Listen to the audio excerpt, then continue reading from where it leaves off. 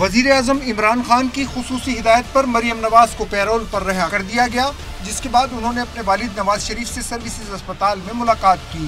انہوں نے سروسز اسپتال کی 6 رکنی میڈیکل بورڈ کے سربراہ پروفیسر محمود ایاز اور کراچی سے خصوصی طور پر بلوائے گئے ڈاکٹر طاہر شمسی سے بھی ملاقات کی اور نواز شریف کی میڈیکل رپورٹس کے بارے میں معلومات حاصل کی۔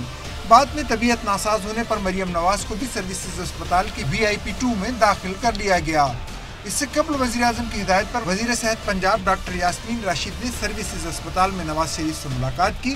انہوں نے بتایا کہ نواز شریف نے علاج کے لیے سہولتوں پر اطمینان کا اظہار کیا۔